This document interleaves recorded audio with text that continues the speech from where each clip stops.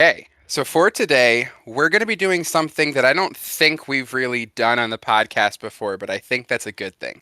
The title is going to read the 5 DCU projects that we want to see next. However, this is kind of going to be a lot in one episode because James Gunn has already announced 10 different projects that are going to take place in his chapter 1 of the new rebooted DC universe. For those who don't know, the DCEU will officially end with Aquaman 2 coming out in December. And in, I believe it's 2025 with Superman Legacy, we will be starting anew with a brand new clean slate universe. Yay! So we thought it would be fun to first of all talk about our excitement levels for the different projects. And then secondly, we're going to talk about what we'd love to see Gunn do with Chapter 2 and on. So yeah, I'll go ahead and throw it over to my cohort and we'll get things started. All right. So James Gunn announced earlier this year, I believe it was in January, that he is spearheading this new DC universe as the sort of, I guess, the closest analog would be the Kevin Feige of this new DC universe, and he is doing this alongside Peter Safran, who is a movie producer who's worked a lot with Warner Brothers and previous DC projects. So the two of them sort of unleashed this slate. It is called Chapter 1 Gods and Monsters. And so, yeah, let's just get right into it. So, while Superman Legacy is the first movie in the DC universe, it actually technically kicks off next year with two shows that were announced. So the first sort of, I guess, official project in the DC universe that Gunn announced is going to be Creature Commandos. Creature Commandos is based on an obscure sort of DC Comics property. It's going to be an animated series on Max. It is going to be 7 episodes as far as just this first season is, but Gunn himself wrote the script for the entire series for all 7 episodes. And essentially, it includes a lot of horror-based characters, a lot of monstrous characters, but not really with like a very overly serious or grim tone. It's very much up James Gunn's alley, where it is these monstrous characters, but they're sort of comedic and having a lot of fun with it. And it includes some characters from the Universal monsters because a lot of those characters became open source and public domain. So you sort of have Frankenstein's monster, you have Bride of Frankenstein, you have other characters like Dr. Phosphorus, GI Robot, and Weasel. And the voice cast is going to include lots of people like Frank Grillo is coming to voice Rick Flag as a leader of the team. You have Alan Tudyk playing voicing Dr. Phosphorus. You're going to have David Harbour voicing Frankenstein's monster. Sean Gunn is returning to voice Weasel, and also this character GI Robot. And what's interesting about Creature Commandos is even though it is animated, what Gunn said specifically is that it will interface with the live action projects in the DCU. So Viola Davis will be voicing her character, Amanda Waller, an animated version in this Creature Commando show. But these actors are expected to portray these characters also in live action at some point in the future. So a little interesting detail sort of there.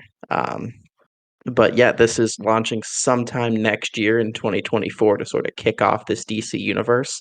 And essentially, it's just like the Suicide Squad concept, but with these new set of characters where the only description we have of the series officially is just that Amanda Waller and Argus basically assembles this monstrous team of creature commandos to help save the world. So, general thoughts on creature commandos. Yeah, so real quick, just to kind of touch on the reboot itself, I think both of us have been pretty vocal on the podcast that, we were sad that Zack Snyder didn't get to make his universe. The DCEU had its fair share of issues, and I'm just glad it's finally ending. And I think the only way to really move forward was to do a full reboot. So that part I'm happy about.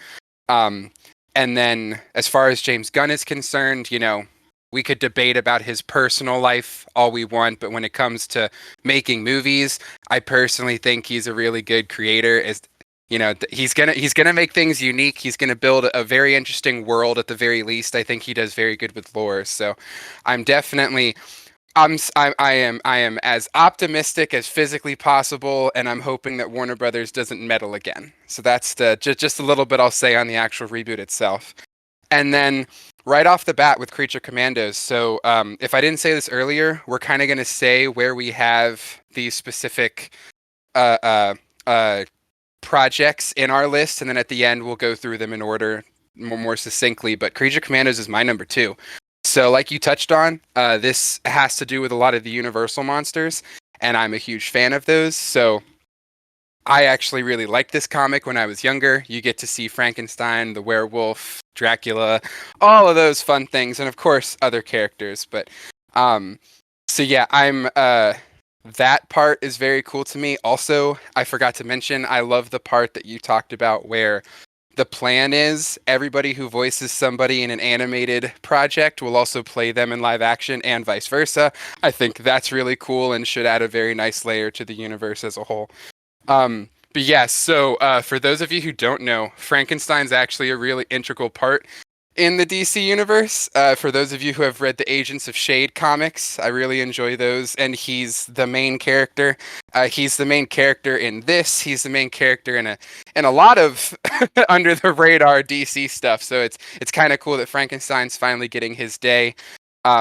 DC's version of Frankenstein, I personally think, is really cool. It's sort of a love letter to the original from the novel. So that one should be cool. Love David Harbour. I actually really like the voice cast. I love Alan Tudyk. Frank Grillo is also awesome. So yeah, even for the people who have no idea what this is until he announced it, I really think it should be fun. And yeah, this one's definitely my number two right out the gate. So, also commenting on what you had said originally, I'm looking forward to this as well. I'm very optimistic. Of course, I would have loved to have seen the Snyderverse come to fruition, but I'm just glad that it looks like they're actually going to have some strong creative continuity here, which I think the DCEU obviously was one of its biggest flaws. So, I'm not the biggest fan of James Gunn, and that's going to reflect into how I view Creature Commandos, but I do think he's a very talented filmmaker. I think he's got a lot of creative energy, and I think he is just really good at making films from a technical perspective and just being a director and writer from that perspective. I just don't know if him and I are really on the same wavelength when it comes to his style of storytelling and characters and humor, and my preferred style of storytelling and characters and humor. But I'm optimistic. So just it'll just be good to have a coherent vision. So on Creature Commandos specifically, sort of going on that. Obviously, this series, like I had said, was written by James Gunn. I don't know if he's actually going to direct any of the episodes. As far as I know, he wrote the whole series, the 7 episode first season. So I have this at my number 7 out of 10. So I like the sort of novelty of having the Universal monsters incorporated with mainstream DC characters, like at least in this case, like Rick Flag and Amanda Waller. And I'm sure down the road, when they do interact with live action, we'll get them interacting with like more mainstream DC characters, maybe like a Superman, Batman, Flash, villains, things like that. So I do like that. And the voice cast is great, and I think they translate well to live action. I think Frank Grillo is a great casting for Rick Flag. I think, like as you pointed out, David Harbour is someone who's perfect, got that build for someone like Frankenstein's monster. Just the things that are kind of keeping it at 7 for me. Um, like I had said, I'm not the biggest fan of James Gunn's, especially humor. And I think that brought his Suicide Squad movie down a lot for me. So obviously he excels at sort of these quirky team up casts of characters, but it's very hit or miss for me. Like for Guardians, I'd say it's a huge hit.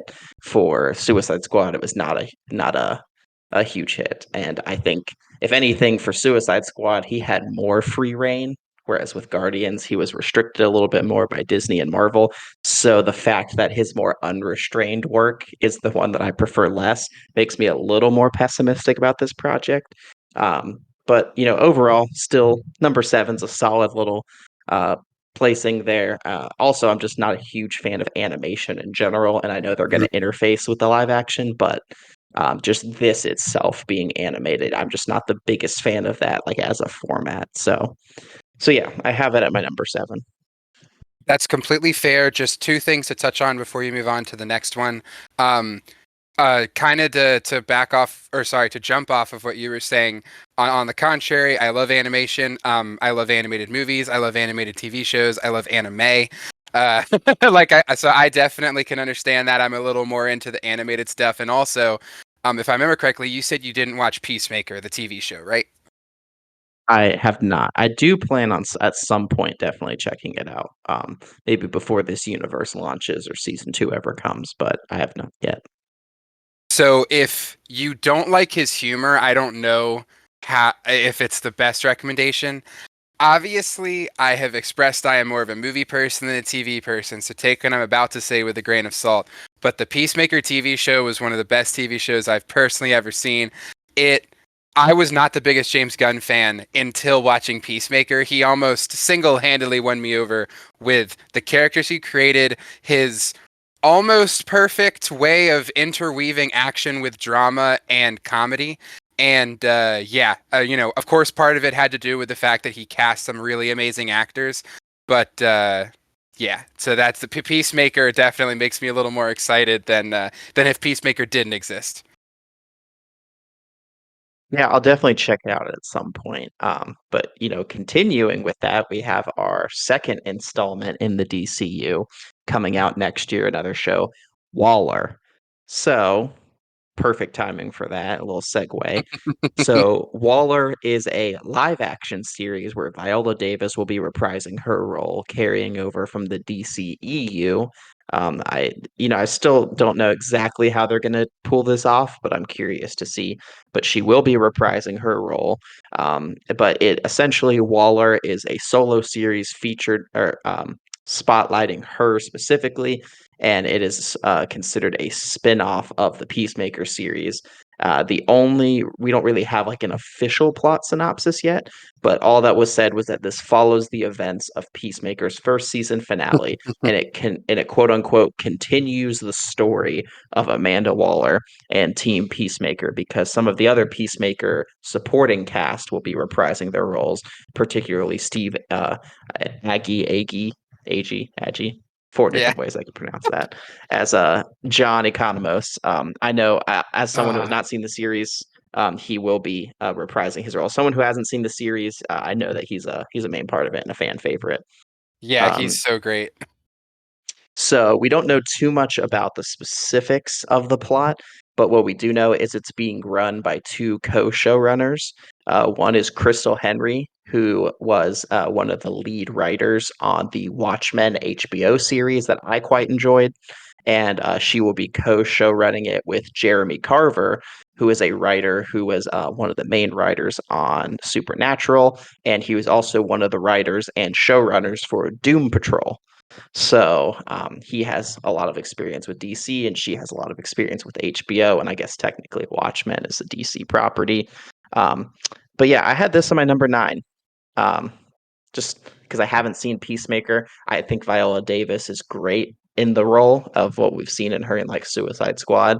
Um, but yeah, just as someone who hasn't seen Peacemaker, I couldn't put it that high up. I'm not sure if someone like what I've seen of Amanda Waller really warrants maybe a solo series, but I could definitely be won over. I think if it sort of goes at the angle of like, X-Files, but in the DC universe of like this government agency with all these weird and kooky and, sort of characters and monsters, as the name of the chapter suggests, gods and monsters, navigating that world like an X-Files type show, then I'd be more sold, but we don't really have that sort of description yet. So I put it at 9, just sort of like conservatively very low as someone who hasn't seen Peacemaker yet. Hasn't maybe been won over to Amanda Waller and the cast of Team Peacemaker, but that's where I put it. So, ironically, I had this at 9 back when it was just pitched as a sort of X-Files like show, but I bumped it up to 6 once they said this was essentially going to be like Peacemaker season 1.5. Um, kind of going off of what I was saying earlier, this doesn't spoil anything. They basically say this in the first episode. The villains in this series are aliens, and it heavily ties into Green Lantern, which was on purpose because this was supposed to feed into that Green Lantern project that they were developing for ages. Of course, now it's being rebooted, so take that as you will. Maybe Waller will feed into Lanterns. I don't know. But that is what's interesting. Like without spoiling the ending, of course, you haven't seen it, so I won't be mean to the audience. It heavily ties into aliens. It heavily ties into Green Lantern, and Amanda Waller, because of the events of Suicide Squad, has an extreme distrust in Peacemaker. So she has her daughter essentially spying on him the entire show. And that's a thing. So that's also kind of how they're going to, when it says like based off the events of Peacemaker, like Amanda Waller's in Peacemaker, but pretty much just to check in with her daughter on how that spy stuff is going. So that's yeah, it's interesting because when it comes to the character of Amanda Waller, not really my favorite. She kind of sucks in the comics, in my opinion. I know a lot of people like her, so that could be a hot take. But when it comes to casting her, I think that Viola Davis is the best person for the job. She did a great job, in my opinion, when she has been her in the past movies and or shows. And so I am glad they are not recasting her just because I think it's kind of like a Ryan Reynolds Deadpool situation where there is nobody better. Um, the other thing that I guess I should mention since we talked on, since we mentioned it, Amanda Waller, the characters from Peacemaker and Blue Beetle, if I'm not mistaken, are the only characters carrying over from the DCEU, correct? Yes, that's correct. Okay. So yeah, What's wait, sorry, did you say Vigilante? the sorry, Vigilante is a Okay. character on Peacemaker, so I just said the characters from Peacemaker, but if I'm being more Yes, okay. specific, then yeah. Yeah, all Um, I heard specifically was Amanda Waller, Peacemaker himself, Vigilante, and Blue Beetle, and I guess John, whatever, Economos, Steve Ag. Those are the only okay. 5 I've heard like explicitly called out. So James Gunn's wife is a leading character on Peacemaker, so I have to assume she will carry over. Otherwise, that could not be fun for him to go home to. um, and then and Amanda Waller's daughter's character, I would assume, would also carry over. She wasn't my favorite in Peacemaker, but I think a lot of people really liked her, so that's probably will be a thing. But yeah, so Waller jumped up to 6 for me. She's not higher just because like you touched on, it's going to fully focus on Waller, and she's not my favorite character as a whole. But I didn't want to leave it at 9 just because if all the Peacemaker characters do come back and it is truly more of like a Peacemaker 1.5, then I'm gonna like it a lot more. So that's why it kind of sits in the middle for me at 6. Ah, okay. Now we finally move into movies, the only thing with an official release date. The big boy, the one to kick it all off, movie wise, the one that everyone's gonna um, put their butts in seats and watch and see if this universe is gonna take off or if it's gonna crumble. Because all relies on this one, Superman Legacy, coming July 11th, 2025. So, this is the first film project in the DC universe. James Gunn himself wrote the script, and he also will be directing this one. And it stars David Corenswet, who most people might know from Pearl as the titular Superman. And he will co star with Rachel Brosnahan from The Marvelous Miss Maisel as Lois Lane. And the way Gunn pitched this movie, saying it's not an origin story. He says it focuses on a younger version of Superman. David Cornsweet himself, I think, might let me confirm. Yeah, he just turned 30. I believe the Superman they're going for is like 25 to 30. So a younger version of Superman, his time as a reporter with the Daily Planet, and him, quote, reconciling his Kryptonian heritage with his human family in Smallville, Kansas.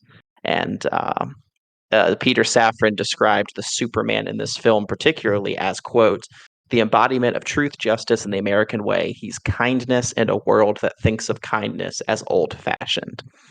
So one of the big things with this, it will be taking specific inspiration from the comic book All-Star Superman by Grant Morrison, one of the more popular, more recent Superman runs, and it has a basically just all sorts of DC characters going to be featured in this. Essentially, what they're going for is a lived-in universe. They're not trying to set it up one piece at a time. So you have, like, for instance, Nathan Fillion as Guy Gardner, Green Lantern in this movie. You have Isabella Merced as Hawk Girl in this movie. You're going to have Anthony Carrigan as Metamorpho. You're going to have Mr. Terrific in there. So basically, just a whole cast of supporting DC characters to make this really feel like a lived in universe. And most recently, we got confirmation that Nicholas Hoult will be playing Lex Luthor in this. But what's interesting is that, sort of like the Penguin was in Matt Reeves' The Batman, Lex Luthor will be in this film, but he's not going to be the main antagonist of the film. They haven't released who officially is the big bad. Most people are speculating Brainiac, but Lex Luthor will be in the film, but he will not be the film's big bad. So they're sort of saving him for multiple projects to sort of build him up, sort of like Colin Farrell's The Penguin was. So I had Superman Legacy at my number 2. I am very excited for this. I love that James Gunn casted basically a nobody. I mean, I saw him in Pearl last year, but like David Cornsweat's not exactly a household name by any means. I think he looks the part. I've seen some recent photos of him and he's looking jacked. So he's definitely feeling the part. I like this concept of a lived in universe because DC's been behind for about 10 years. And I think the right move is to still take your time, but make it feel like a lived in universe. And I think he's doing that well by bringing in all these ancillary characters to broaden the universe a bit. And I just sort of like this whole pitch, a younger Superman and that sort of struggle between Kryptonian heritage and his human family and sort of that journey of self-discovery. That's always what interested me the most about the Superman character, is living like the man of two worlds sort of idea. So yeah, just my general thoughts. Superman Legacy, my number 2. I'm very excited. I would be there opening night. So, first off, I should say, I don't know your overarching feeling on DC as a whole, or I guess we'll say the DCU. My top 8, I am completely excited for. The 9 and 10, I pretty much could care less. Hopefully they're good, and then it'll bring me in. But when I rank something lower, I don't want it to seem like that means I'm not excited, because I am a DC guy to the core, and I would love for movies to actually be good. So it's not just, oh, the MCU is the best. But I say this because I have Superman Legacy at 7. And once again, not saying that's because I'm not excited for it. The reasons why I have it lower are as follows. So like you said, it's supposed to be based off All-Star Superman, and love the comic. The plot of that is that Superman is dying, and it has all these really interesting themes about what happens after death, especially for someone who is believed to be immortal. And it sounds like that's not what they're going with this. It would be really weird, especially because I remember when he first announced Superman Legacy, since the word legacy was in the title, people were wondering if they were going to kill off Superman and they were going to have like Superboy take over or whatever. And there's just so much that we don't know about the movie yet. So I would hesitate to say like it's the one I have towards the top, so to speak. So yeah, like the not knowing is really why I have it at 7, and I guess that's kind of a cool thing, but also, like you pointed out, they are shoving so many people in the movie that I'm a little hesitant, because since that's happened before and that hasn't always been the best, especially since, like you said, while there may be shows coming out first, this is kind of going to be the big launch that's going to get everybody on board for his future projects. So I'm just hoping he doesn't bite off more than he can chew. And yeah, generally speaking, I really do enjoy Superman. As a kid, I was not a Superman fan. I grew to like him more as I got older and read more of the Superman comics. But yeah, just generally the fact that it's based on All-Star Superman, but doesn't really sound like it's gonna do it. And if it does do it, I think that'd be a really weird way to start off the universe. Like I don't know. I guess it's just the what we know doesn't sound great to me, and then we don't know a lot, so I just have it at 7 is probably the best way to put it. That's fair. I'm not the biggest fan of Superman as a character either, but I was a huge fan of Henry Cavill and his interpretation of the character in like Man of Steel and BVS and Zack Snyder's Justice League. But I feel like there's some similar elements here where it seems like, in those movies, it was all about Superman trying to find his way, like where he belonged and like where his home is. And I think that this is also getting at the heart of those central questions. So that makes me excited for this other interpretation of the character. But what do you think about the castings, like specifically David Cornsweet and let's say Nicholas Hoult as Lex Luthor? Because those are two of So probably just the big money castings right there. real quick before I answer that, I just want to talk on one thing you said. I agree with the Henry Cavill. I did not like Superman, and then I saw Man of Steel, and I loved that movie, and then I started reading more Superman comics. So thank you, Cavill, for making me read more books. Anyway, to answer your question, to me, it kind of seems like what Matt Reeves did with Batman, and I'm sure you can make other parallels because, it's not an origin story. It's about them when they have already been entrenched in the universe, but they're still young and blah, blah, blah. But as far as the casting, at least to me, it seems more Matt Reeves because if you remember, when they kept announcing the cast for that movie, every single person, the audience was like, that doesn't make any sense. And then, of course, it ended up working, at least in my opinion. I think all of them did a really good job and they made their characters very unique, even if they weren't necessarily the characters we expected to see as far as like comic adaptation. But from all the people that have been announced for the different characters in this movie, they all seem very like, I don't know if I would have picked that person, but I'm sure that they'll do a good job.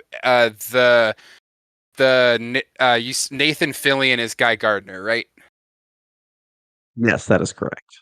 So that's the only one that like I can kind of get, especially because he's voiced Hal Jordan in so many animated DC movies that it was only a matter of time before he got a chance to be a live action Green Lantern.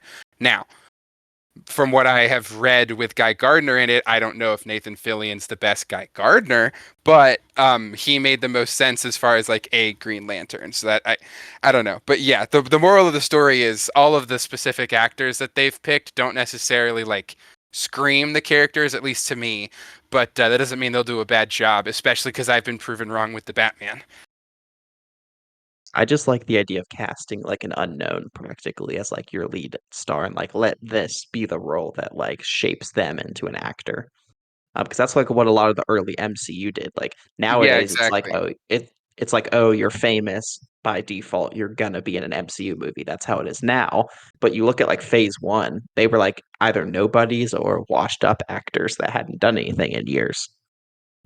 So I like that approach here. Nicholas Hoult as Lex Luthor, I really don't see, but I just think it's funny because, him auditioning for Superman and being really excited and not getting it is kind of like the most Lex Luthor thing that I feel like he could have. He notoriously auditioned for Matt Reeves, the Batman, to play Batman, and apparently Robert Pattinson was very like non-committal at first. So Nicholas Hoult was going to be, but he was always the number two. And then when Robert Pattinson finally agreed to star, Nicholas Hoult got booted, and then he auditioned for Superman in this movie and was so excited and really thought he had it, and then he didn't get it. So like I'm just like on that level, I think it's kind of funny where I can kind of see the Lex Luthor maybe sort So of resentment. it's ironic that you say that because I think my favorite casting of all of them is Nicholas Hoult as Lex Luthor. I think he's gonna do awesome. I really like him as an actor, and yeah, so that one's my personal favorite if I had to pick one. Makes sense. Um, okay, so switching back to television with the another Max series, also kind of springboarding off of what we talked about, we have Lanterns. So Lanterns is going to be a Max series. The actual sequence, I'd say, of like movies and TV from here is a little nebulous because they don't have official release dates. This is just more or less the order that he announced them in. So I don't know if that'll actually have a bearing on when they release. But Lanterns is to hit Max. It will follow two Green Lanterns, Hal Jordan and John Stewart. yet to be cast. Even though Nathan Fillion will be playing Guy Gardner in Superman Legacy, it has not been mentioned if he will play I'd imagine he'd have some role, but he's at least not part of the main lanterns in this show. So it's mainly Hal Jordan and John Stewart who are investigating a mystery on Earth and in space. So the way that he pitched it was True Detective in space. You got the sort of buddy cop thing going on. You got Hal Jordan and John Stewart teaming up. And what they teased is that the investigation or the mystery that they are investigating is basically pulling the thread at what will later on lead into the quote unquote main storyline for the DCU. So whether that's like Dark Side or maybe Brainiac is actually the big bad, like basically the Thanos that they're tying to. Like this show is going to start unraveling the pieces for that. So we don't have like a showrunner yet. We don't have like any writers announced. We don't have any cast announced. But just on that alone, if you know me, I'm a Green Lantern is my favorite DC character, is my favorite DC hero. So this show is my number one. That was pretty much a given. I love Green Lantern. I love the character. And in this case, we're getting two for the price of one. We're getting Hal Jordan and John Stewart, who I'd both say are my two favorite of the human Green Lanterns. And so, just the idea of them teaming up with what we can all but expect is going to be a decent budget and production quality, and hopefully not a horrible CGI suit, and just them unraveling this mystery that's going to tie into the universe. It just sounds like such an interesting pitch. It's about a character that I love, and I think it's finally going to get the sort of treatment and budget that it deserved. So, Lanterns is my easy number one. Yeah, so fun fact, same. Lanterns is my number one. Uh, it's not that Green Lantern's my favorite character. I do really like Green Lantern. He was actually the first comic I ever was given as a kid. I was like 5, and I was gifted the Brave and the Bold run where it was Green Lantern and the Flash, and so those were the two that got me into comics. But the thing that excites me so much about this show is kind of like you were talking about, where it's going to be a sort of buddy cop show. I love crime procedurals. And they're going to be exploring all these different worlds. So they could either stay in the lore of DC or they can make their own. And I wouldn't care either way. I think that this is personally the one where they're going to have the most creative liberty. And that excites the crap out of me. I am historically not really a big sci-fi person. It's not like I love alien movies or exploring the different worlds and whatnot. But the thought of it is awesome, and the thought of the stories they could tell. To me, it kind of gives Mandalorian vibes, and I do really like that show, where like each episode they've traveled somewhere new, and we get to meet these new people in this new civilization, and that's cool. So I just the I'm hoping that this doesn't get out of hand, but the creative aspect alone is why this is my number one. I think it'll be cool. Just the fact that it's gonna narratively be like a crime procedural buddy cop thing, but the part that excites me the most is getting to explore the different depths of DC, and I feel like the world's their oyster, and that just excites me so much.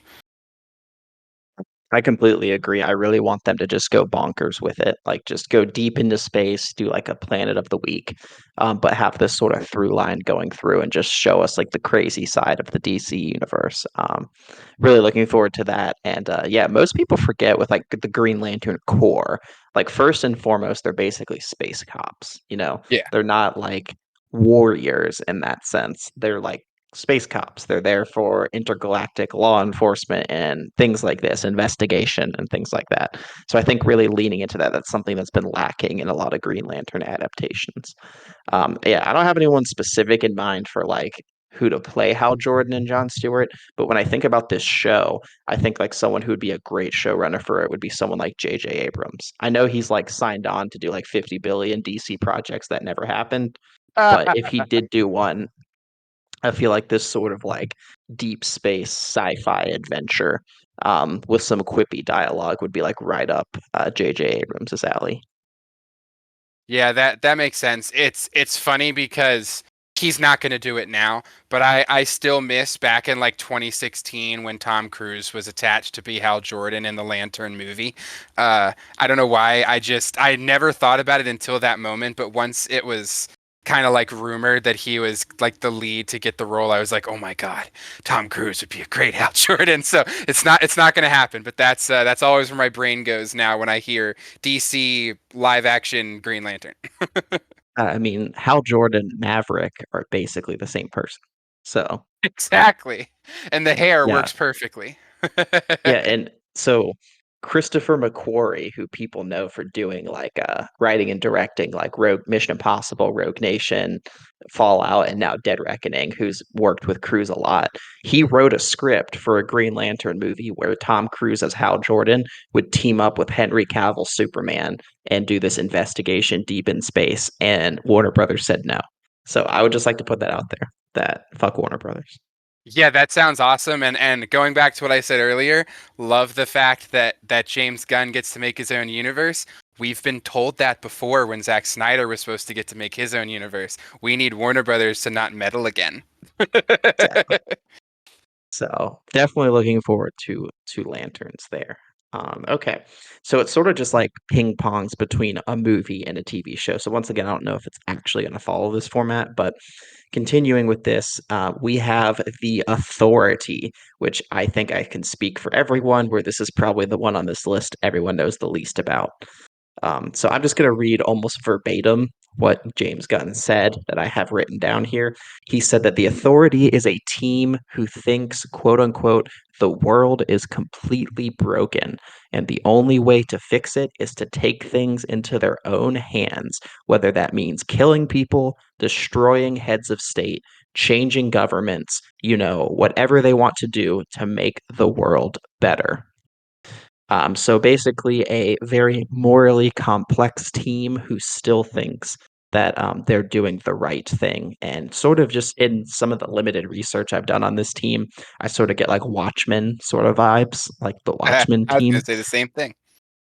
vibes, but this is a very relatively recent comic property. It was only the original run was only in the early 2000s, but they were under a different comic publisher called Wildstorm, and Wildstorm was bought by DC Comics, and they were brought into DC Comics continuity in 2011. So, so they were outside DC continuity. They're sort of brought in, so James Gunn is confidently putting them in this universe. And James Gunn, from the research that I was able to gather, he said that he worked on an outline for the movie, but did not, as far as we know, not actually written the script for it, and probably won't direct it. Most likely not. But he did write an outline for it. So it will connect to Superman Legacy because apparently some of the members of the Authority are also some of those supporting characters in Superman Legacy. Just recently, there was a woman who was cast as one of the main Authority characters in Superman Legacy. So this will ping pong off Authority. My guess is Superman Legacy, Superman's all about truth, justice, the American way. And then the Authority is kind of like, no, like our way or whatever. But I put this on my number 5 in the middle. I know nothing about the comics. I know nothing about these individual characters and who they are. I'm very interested to learn more, but I put them at number 5 just because I think that premise just sounds awesome. Like I love Watchmen. I love my heroes very morally complex, and this looks like it pushes the area um, away from black and white into gray. So it's just what I look for in characters, and I think it could be very refreshing to see, where the MCU has kind of just like boiled everyone down to like, you know, cheesy good versus evil for family friendly, whatever. This sort of seems like the kind of comic property that I'd be interested to see, especially contrasting with people like Superman, who are about as white in the white and black spectrum as you can get. So yeah, I put it my number 5 right in the middle. Yeah, so kind of like I said earlier, my top eight are the ones like I'm 100% on board for, and then 9 and 10 are the ones where I'm kind of like, they're DC. I'm gonna watch them. I hope they're good, and I hope they win me over. I have Authority at 9. Like you said, I had no idea what the Authority was. This is a rare instance where I haven't read the deep cut comic from. I feel like half the time when this stuff happens, it's like I've never heard of this. Oh well, Jacob read the comic 5 years ago.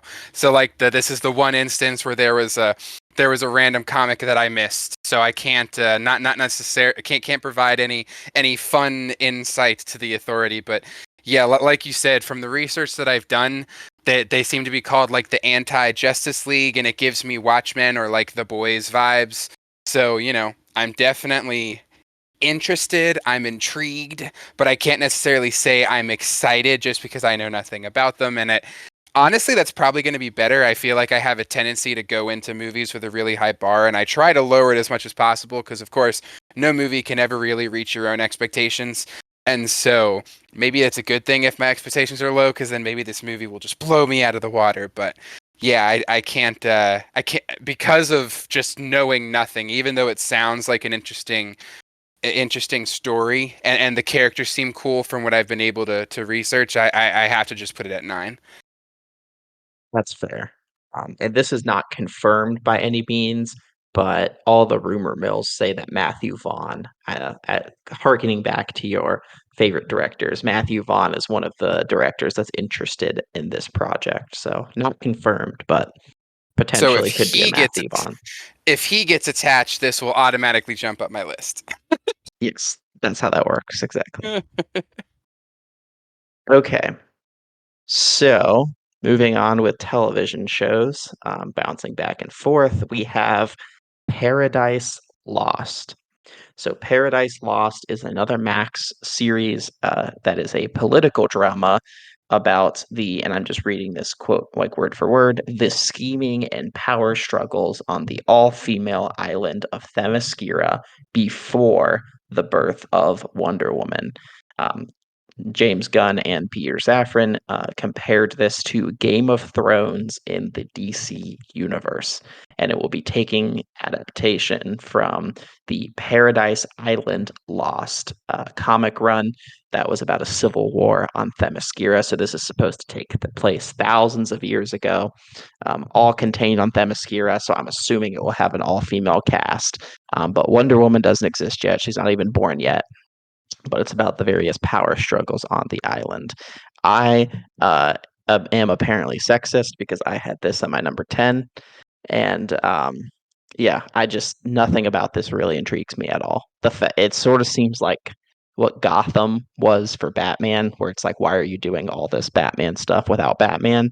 But to a much worse degree, and with Wonder Woman, where Wonder Woman's already a character that I'm not, particularly interested in or like invested in, and you're going to like do Wonder Woman just without Wonder Woman and make it a political drama, which I normally would like, but maybe not as a entire series when I could be having a Wonder Woman series.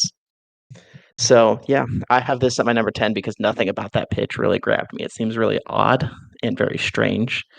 But I guess we shall see. Maybe if it is like a Game of Thrones in the DC universe, it can be very interesting on face value. But yeah, I know they're doing this at like the opportunity cost of they want to let Wonder Woman like as a character sit for a while because Gal Gadot is still fresh in a lot of people's minds. So they want to like put some space between her uh, adaptation. I'm sure we'll get a Wonder Woman down the road, but the fact that they're doing this like before the birth of Wonder Woman, constrained to the island of Themyscira, just doesn't sound very interesting to me. Yeah, so for me, I have this at 5. So once again, kind of middle of the pack. Uh, I didn't touch on this with Superman Legacy when I said I had it at 7, but one of the other reasons why I had it low is kind of just because I like the fact that a lot of his other IPs are going to be showing the sides of DC that people don't know. And while I don't know if it'll sell as well as using one of the DC Trinity. I like the idea of not just going again to Wonder Woman, Batman, Superman like everybody does. Of course, it's going to happen. I can't control that, but that's another thing. And so for me, doing Paradise Lost, where we're going to get to explore Greek mythology, Themyscira, and I get it's supposed to be more of a Game of Thrones political drama, but especially having read a lot of the Wonder Woman comics, it's really interesting if done right. There's actually with all the stuff going on with Warner Brothers, they're take this as you will, but they announced that they're developing an open world Wonder Woman game that will not be tied to any of this. It's going to be its own thing, and it's going to be all on Themyscira, and you just get to be Wonder Woman. But like you're going through kind of a similar thing where you get to explore Themyscira, you get to get really enriched in the Greek mythology, and she has a lot of lore that I feel like doesn't get explored in any of the animated movies, any of the animated TV shows. I don't even think they explored a lot of it in the movies. Like I only saw the first one, so I can't speak for the sequel. But there's a lot of very interesting backstory with a lot of the characters on the island, and they could have some fun with themes if they choose to. So I have it in the middle, like it's not my most anticipated, but I'm not completely ready to throw it away, if that makes sense. That makes sense. And like I said, I'm still gonna watch it. I'm gonna watch pretty much everything in this universe so far. So not that I'm not gonna watch it. It's just the one I'm least excited for because I'd say this is the only one. Well, this might be the only one that I'd actually say I'm not that excited for. I still think even my 9 with Waller and up, I'd still say I'm somewhat excited for to varying degrees. This is Mhm. the only one that I'm really just like the most take it or leave it. Okay, that's fair. So, but yeah, letting them breathe is good, but I feel like they needed those tentpole characters of like Superman and Batman at least. Well, we're all gonna have the tentpole character of David Harbour's Frankenstein, so we'll be good to go. No, Right. I'm kidding. Speaking of Batman, next up, the movie. So there's actually conflicting reports about this, whether it's just called The Brave and the Bold or whether it's Batman, The Brave and the Bold. So apparently it's not, when he first announced it, it was The Brave and the Bold, but he has subsequently referred to it as Batman, The Brave and the Bold. So I don't know. There's a little controversy on the official title. Either way, I like calling it Batman, The Brave and the Bold.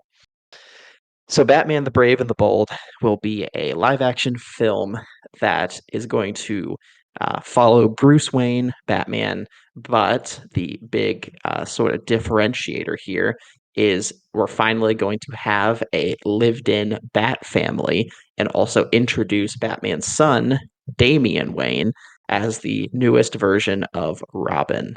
In his first time in live action, and Gunn described the film as a twisted father and son story between Batman and Damian as Robin. So, so yeah, we will be getting our third Batman in probably like 5 years.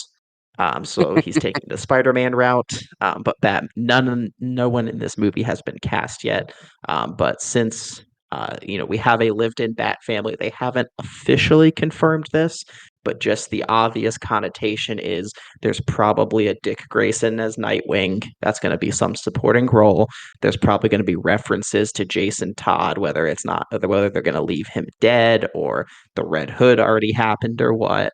Maybe a Tim Drake Red Robin sort of situation, and then now he has maybe even a Batgirl or a Batwoman in there, and then now he has Damian Wayne as his newest Robin, but it's a filled-in Bat family. So all they've said is they're going for a Batman that's seasoned and mature, but not quite like the old man Batman, like Michael Keaton or anything, or like even Ben Affleck was. So more on like the 35 to 40 range. Whereas like Ben Affleck's Dark Knight Returns Batman is like that 45 to 50 range. So someone in that 35 to 40 range where he's been doing it for like, 10, 15, maybe at the most 20 years. So he's not the grizzled old man Batman, but he's in his prime, mid swing, not quite the novice like new at it as like Robert Pattinson's Batman. And the only thing we know is that Andy Muschietti, who directed The Flash, was hired to direct the film, so he will be directing, and his wife, or sorry, it's either his wife or his sister, Barbara Muschietti, who produces a lot of the films he directs. That's his sister. Okay. She will be producing because she frequently just produces whatever he writes and directs. So yeah, what do you think about this take of Batman and this director? It's my number 4.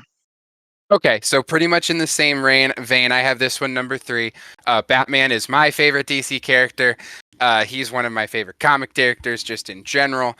And this is supposed to be based off of the Grant Morrison run of Batman, which is my favorite run of Batman. I feel like this is the forgotten run because it just never gets referenced in anything that's made, animated or otherwise. But in my opinion, it is the best. I'm a huge Bat Family fan. He does a bunch of different runs during. Well, I shouldn't say runs. He does a bunch of different versions of comics during his run where he does fun stuff with the Bat Family. Love Jason Todd, love Red Robin, love Nightwing. There is no other way to do a Damian Wayne story without it being twisted. That's just how their relationship works, and I hope that they do it well because it's a very so all of the Robins have amazing relationships with Batman as far as storytelling goes, and so I shouldn't just say it's awesome with Damian Wayne. Like all of them, that's what makes the Grant Morrison run so great. He takes all of the best and worst things of the different experiences we had with the different Robins and then ties them all together by having Batman have to balance all of them at once because in most of the runs you have at least two of the Bat family members at once, and so you know, at just at face value, the easiest one everybody points to, Dick Grayson is Batman's adopted son, and then Damian Wayne is his birth son. And so there's one specific comic where they go into the whole thing about adoption versus blood and whatnot. And so it gets very interesting. I don't know where they're gonna go with it. I have the utmost of high hopes and I'm gonna say faith that this will be good. Um, so yeah, the for Grant Morrison being awesome alone, I'm excited for this. This is one where I'm setting the bar super high. Sorry, I'm setting the bar super high. I probably will not be able to lower it unless like crazy stuff comes out about the movie. But it's just so. I've told you this before. I made a fan fiction where I made my own Batman trilogy, and it's completely based on the Grant Morrison run. It's all Bat Family based, and so this just has me super excited to finally see the Bat Family on in live action on the big screen. I also love Batman. He's one of my top DC characters as well, and just superheroes in general. Um, on the surface, I just, you know, the thing that does kind of hold it back a little for me is I don't really like the whole how we have to balance, just in general. I'm not mad at this specific movie, but just the state of rights in the studios that we're going to have two Batman going on at the same time. I don't know, something about that just doesn't sit right with me. So that would be a little frustrating. But for this film specifically, though, I'm very excited. I like the whole Batman in his prime because I feel like we haven't really seen that. I feel like we've seen either the new Batman in like the Christian Bale trilogy or Robert Pattinson, and then we have like the really old seasoned Batman in like Ben Affleck or Michael Keaton. We haven't really seen that like just hit in the middle of his stride, finally having Robins Batman. So I'm very excited for that. I'm not a big fan of the Damian Wayne character. More often than not, I just find him really annoying, even more so than Jason Todd, which says a lot. But yeah, but yeah, I like the idea of the Bat family, that sort of idea this whole universe has of being lived in and filled out. That gets me very excited that Batman in his prime. I've heard the Grant Morrison run's great. It's Batman. It's kind of hard to go wrong. And I know there's been some bad Batman movies, but I feel like now it's kind of hard to go wrong. I also just am not completely sold on Andy Muschietti directing it. I thought The Flash was fine, but I don't think any of his I wouldn't necessarily credit anything that I liked about The Flash to Muschietti's directing specifically. I think he actually does stuff that hindered the film, like he loves overusing really bad CGI and things like that. So that has me a little concerned. And I haven't seen him do anything action wise really, because like the action in the Flash is obviously a different kind of action, but before that he's been like a horror director, and Batman's such like an integral like martial arts fight character where the fight scenes are obviously key to the movies. I just haven't seen him really do that yet, so I'm not really sold on him as a director, but I'm still putting it at number 4 just because just it's Batman, and I'm like the pitch has won me over enough. That I'm very sort of hesitantly excited, but still very excited. So it's interesting. Yeah, I'm looking at it. He did Mama, It Chapter 2 in The Flash. He's currently in development on an Attack on Titan live action movie, which is interesting. The Brave and the Bold, and then the Welcome to Derry TV series. I'm not saying that The Brave and the Bold is going to take this route, but I have been saying for years that if any character is going to go dark, it's of course Batman. He has a ton of really great, horror centric comic runs. And I feel like if they let him, and they went more horror, that'd be cool. I agree as a horror fan in general. Also, it Um, is about yes. time that Chris O'Donnell was taken down as the best live action Robin. Brenton Thwaites is a pretty good Robin on Titans. I I always will forget just the say. show exists. I'm sorry. No, he's actually a genuinely good Robin in Nightwing, so I'll give him that credit. Okay. Okay. So now we're going to go back to back with another movie to keep things even. But the next movie on the slate is Supergirl Woman of Tomorrow. So this is based on the relatively recent, actually really recent comic book story, the same name, Supergirl Woman of Tomorrow, that ran from 2021 until last year in 2022. So very, very recent by Tom King, who is a sort of veteran comic writer for Marvel and DC.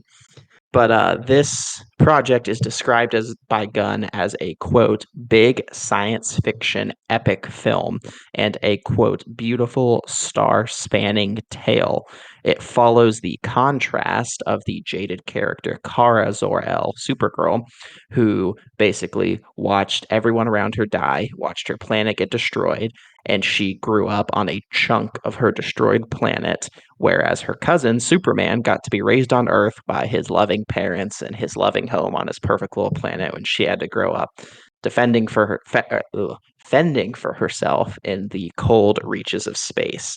So I have this at my number 6. I am not particularly knowledgeable of Supergirl as a character. I've heard that this run is really great, and I've actually bought the run. It's just like 12 issues, so it's like a little graphic novel book. I'm very excited to read that. I just think the premise sounds very promising. That sort of contrast and jealousy and envy that she would feel with her cousin, to sort of see that contrast there and create some interesting character moments to see how that plays out. And just the idea that it's going to be a big science fiction epic film, like he said, star spanning tale. His exact words. Like we talked about with Lanterns, I love science fiction and I like this side of comics. So getting to see that sort of vision where maybe that, not that this necessarily ties into Lanterns, but just sort of similar idea of just seeing these far out there alien worlds. I think would just be super cool to see in this movie. So yeah, I put this at number 6. I just couldn't put it much higher just because I was just honestly just more interested and knowledgeable in the characters and adaptations above it. But I am still very excited. Yeah, same. I have this at 4, and it's purely just for potential. Uh, I am one of those people who watch the entire Arrowverse. I know that now it's more fun to just, say, "Oh my God, you did that? That's terrible TV." And I get it, hindsight's 2020. But to me, the Melissa Benoist Supergirl show had the most potential, and they just did nothing with it. So, sorry, I should say they fumbled the bag, as the youngins would say. Uh, the so I would, like I said, I'm ranking this here because of potential. Just to echo your points, where they would go with the story, especially with Supergirl Woman of Tomorrow, it seems like it would be very interesting, and I'm hoping that it's just better than Melissa Benoist. I did not watch The Flash. I don't know how well that Supergirl was done, but I can really only base it off of Benoist, but I feel like so far the character hasn't been as good as she is in the comics, so it's just kind of hoping for the best, and I think the storyline's very interesting. Yeah, the other thing that's sort of holding it back for me at number 6 is because the script is being written by Anna Nogueira, I believe that's pronounced. And this is actually going to be her first writing credit. She is an actress who has been on Hamilton on Broadway. She had a role on Vampire Diaries and The Blacklist, but she's an actress who, yeah, is, I guess, getting a crack at screenwriting for the first time, and that kind of worries me a little bit. Just the first time screenwriter, actors don't always make the best screenwriters. So not sure how that's going to look. Makes me a little skeptical, but I'm not completely discounting it either. That is interesting. I may I adjust know my list. I know originally Tom King himself, who wrote the comic run, was supposed to write the script, but I don't know what happened there. So I guess because she got brought in recently, it literally says November of this year. So I remember seeing that news a couple days ago. So very recently. So take that how you will. He is a really good writer, by the way. So if they brought him in, that would be awesome. Also, if you didn't say it before, aren't they bringing in Grant Morrison to help with writing The Brave and the Bold? I didn't see anything confirmed with that. I'm not going Okay. to say that that's wrong, but I have not seen anything to confirm that. Okay. Okay. Our second to last entry, we are making the last return in this chapter one um, to the TV shows with the Max series Booster Gold. So, Booster Gold is described by Gunn himself as a quote unquote outright comedy set in the DC universe. So, Booster Gold, the character, looks like it's taking a very conventional comic approach where you have this guy, Mike Carter, aka Booster Gold, who is this disgraced former football star in the 25th century, who basically he's sort of like a loser, and I believe James Gunn described him as like a loser, an asshole, a jackass, all the just lazy bum and not a good guy particularly, not like a bad guy, but just not a good guy. But he's basically a washed up nobody in the 25th century. So he thinks, hey, I'm a nobody in the 25th century. I could take the technology that I have, go back to what we have as the present in the 21st century, and basically be a superhero because I got all this future technology and I can fuel my ego and feel like somebody. So, yeah, so an outright comedy in the DCU, a Max series Booster Gold. I have this at my number 8. I think on the surface that sounds like it could be very enjoyable and very entertaining. I'm just not a particular fan of things that are described as outright comedies. I like comedy in my movies when done right, but I don't tend to enjoy just like outright comedies. So that sort of holds it back a little bit. And obviously, James Gunn hasn't come out and said that he's writing it or anything. But if James Gunn was writing it, that would also make me hesitant because, like I said, one of my biggest problems with him is his humor specifically. So combine that with an outright comedy, I probably wouldn't really like it. Um, but yeah, so overall, I just put it at 8. I also don't have too much familiarity with the character, so it's sort of a character I don't really know about, a genre that I'm not particularly a fan of. So overall, I just put it like a little bit lower on my list with number 8. So this is my number 10. Not excited in the slightest. Uh, if you want to watch a good Booster Gold thing, just go watch the Booster Gold episode of Justice League Action. It gives you all you need to know about the character in 20 minutes. It's pretty solid. It's a good story, and then you're good. You can call me biased. You can call me a hater. I love the Booster Gold Ted Cord Blue Beetle comics from the 90s. Justice League International is one of my favorite runs. It's headlined, of course, by Ted Cord, Blue Beetle, and Booster Gold. So it's not like I don't like the character. The reason why I'm upset is for a couple reasons. So first off, love Jaime Reyes Blue Beetle. Not mad that he's getting carried over. But if he's getting carried over, that I would assume would imply that there's not going to be a Ted Cord Blue Beetle.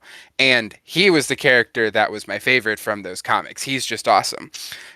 And he also plays so well off of Booster Gold.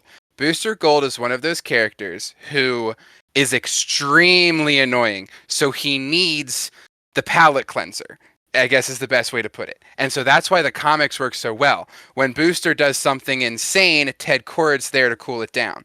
And to me, it's written very well. So since they're doing a full movie fully centered on Booster Gold, I know I'm going back on what I said earlier, where it's like, hey, do something new, give other characters in the spotlight. Cool. To me, Booster Gold is a character that should be in the spotlight. He deserves to be a side character who doesn't overdo it. I guess it's really easy for the character to overdo it. I've read his own solo runs. To me, they don't necessarily work. He's like when Kramer got his own show. Kramer was a side character. He shouldn't have led his own thing. I think that's the same for Booster Gold. So this is the one, kind of like you were saying with Paradise Lost, where I will probably watch it, but I am the most hesitant. I'm really not excited for it. I think it has everything going against it, and so that's why it's my number 10. Yeah, that's totally fair. I just think there was more in there for me to enjoy probably than I would Waller or Paradise Lost, which is why I put it at my number 8. I just think it's inevitable that he casts Chris Pratt Yep, as Booster Gold, 100%.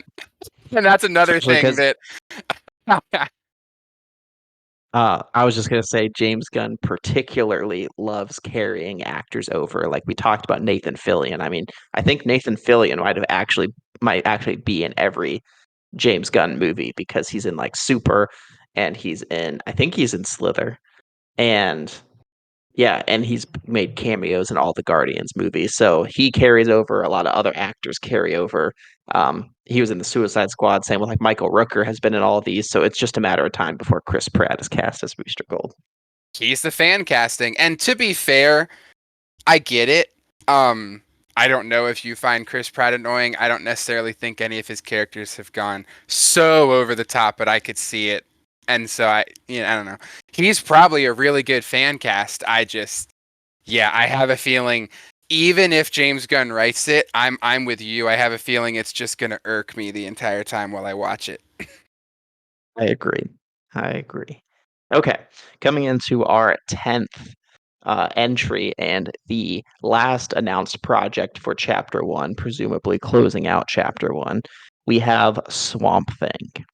So, Swamp Thing was described by James Gunn as a gothic horror film set in the DC universe that explores the dark origins of Alec Holland slash Swamp Thing.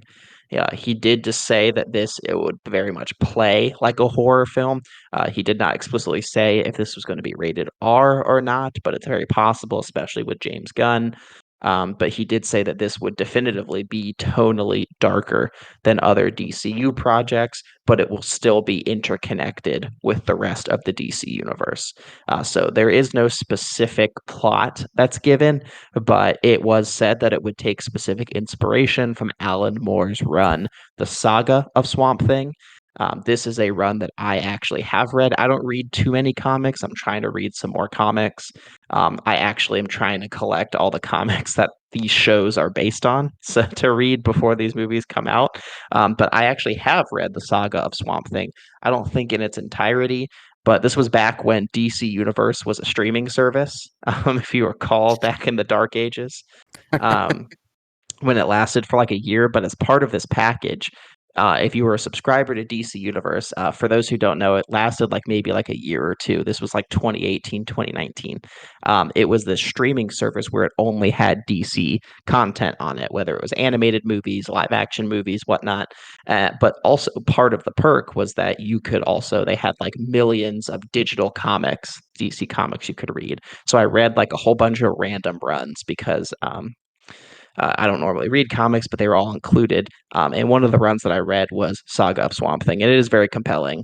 Classic tale of scientist conducts an experiment and things go wrong, and he sort of becomes a monster. So it's a very good run.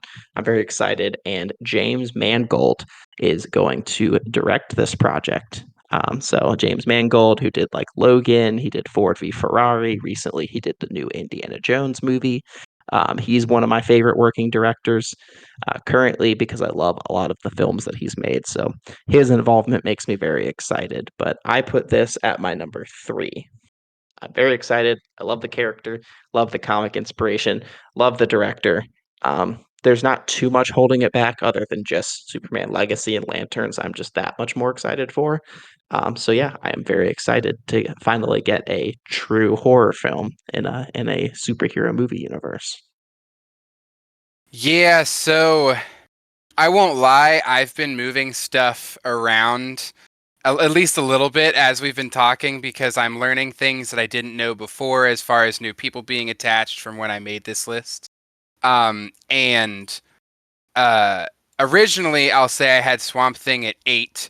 Um, Alan Moore, of course, is probably one of the most well-known like legends of comic writing. You got V for Vendetta, which is one of my favorites, Watchmen, Batman, The Killing Joke, League of Extraordinary Gentlemen, and like you mentioned, I feel like he's probably the most well-known as far as Swamp Thing writers go. So that's awesome, of course. Really like him as a writer, and that's all I really knew about this, which is why I had it at 8.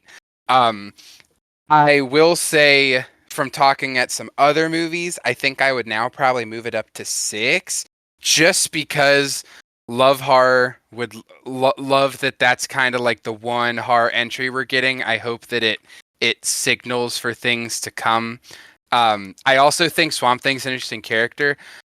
Ironically, he doesn't get used as often as you'd think in a lot of the other major DC runs. Like, I feel like he's a relatively well-known character, yet he does not appear in a lot of the big budget comic runs. So I don't have as much of an experience with this character as I do with others, but the little that I do, I think it's interesting. I never watched the TV show, but from everything I've heard, it's like the best of the DC TV shows that they did. I don't know The if you show is would. great. Okay. Yeah, so if you don't mind me asking, does it end on a cliffhanger? It does, and that's the frustrating part. Okay. Um, Going back to the DC Universe discussion, for those who don't know, Swamp Thing was a DC Universe original, and basically there was this first season that was made, but it got canceled before the first season even premiered. So they still released the episodes, but it was already canceled. But it's like I think it's maybe like 10 episodes, about an hour each, and it's great. It is. I mean, it's not like it's not necessarily like a top tier superhero live action show, but it's definitely up there as like a really solid, good Swamp Thing sort of adventure. And it's got Derek Mears in it as Swamp The Thing. legend. I love But Mr. Mears.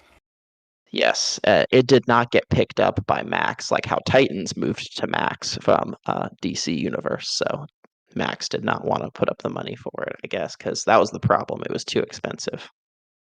I know I didn't mention this earlier. That's the only thing I would say I'm hesitant on for Lanterns. I think they should throw as much money at it as physically possible to make it as good as it can be, and I'm curious if they will limit its budget. Yeah, that would definitely be a concern for me. I guess one concern I do have is James Mangold is currently like signed on for a bunch of different movies.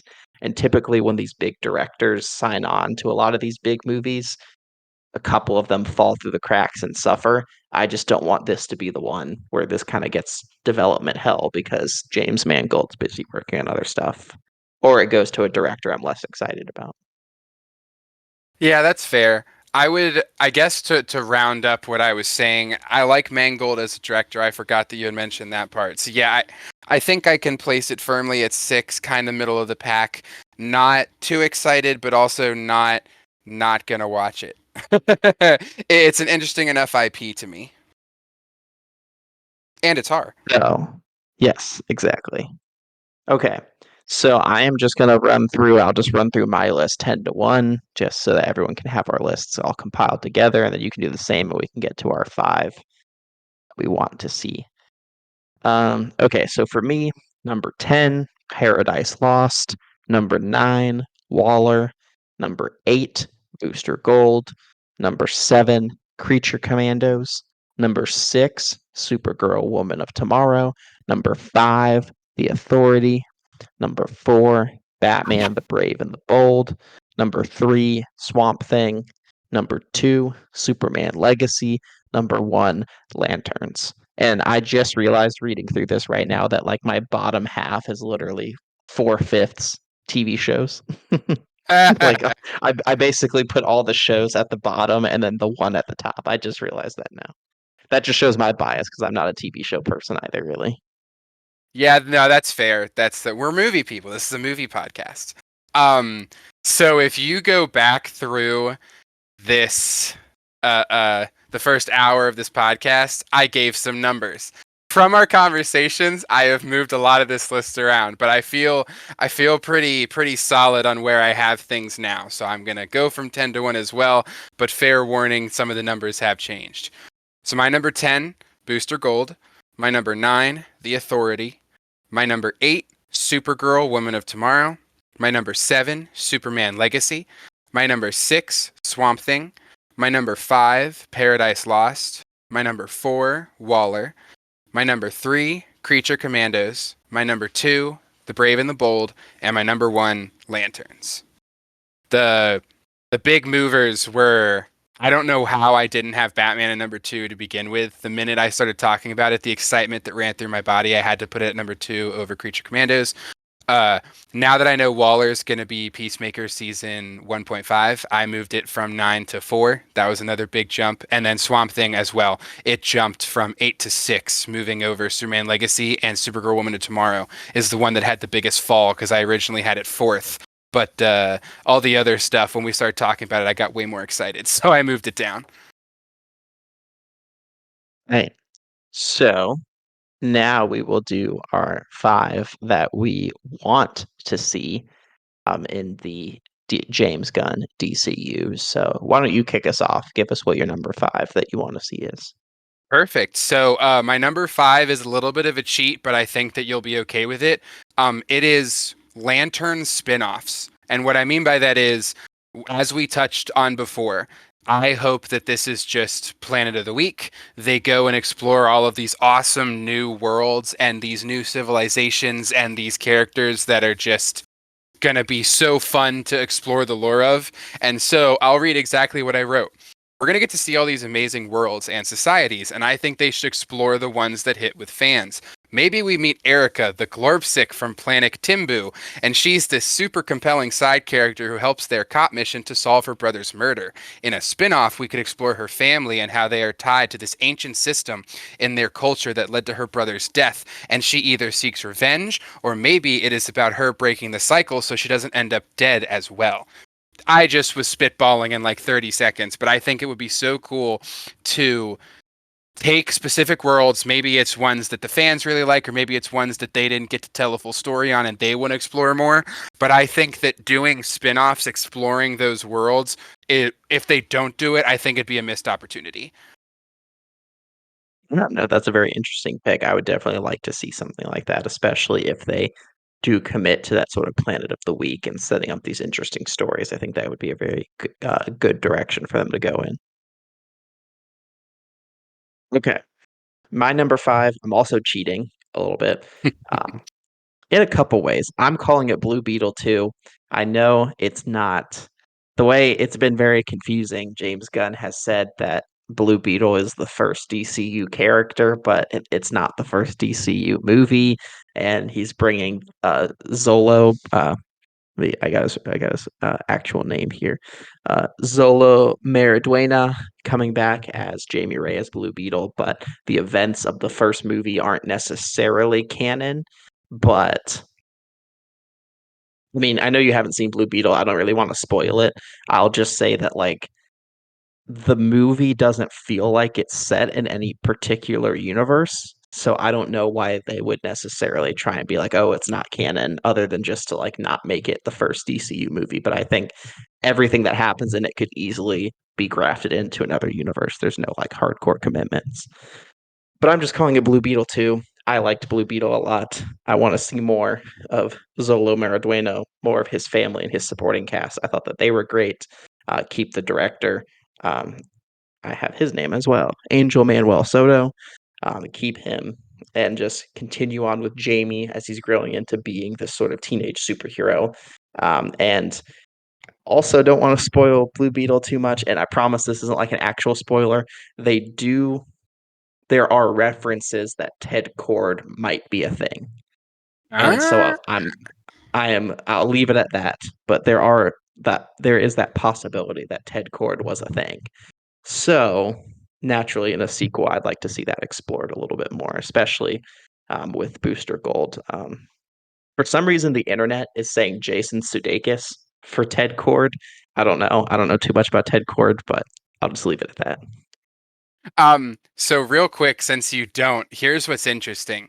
So Ted Kord, the original Blue Beetle, has no powers. He's just a guy who liked to dress up in a beetle costume, and he was super smart. You can equate it to like a Ray Palmer or somebody who just was so smart that that's his brain's his superpower. You know, he's good at martial arts and stuff, not like Batman level, but he's literally just a human. So that's why he's really relatable. And he just wanted to dress up like a beetle. So that's why he's a fun character. But that's just for you and those who may be listening that don't know a lot about Ted Kord. He's basically Batman, but not.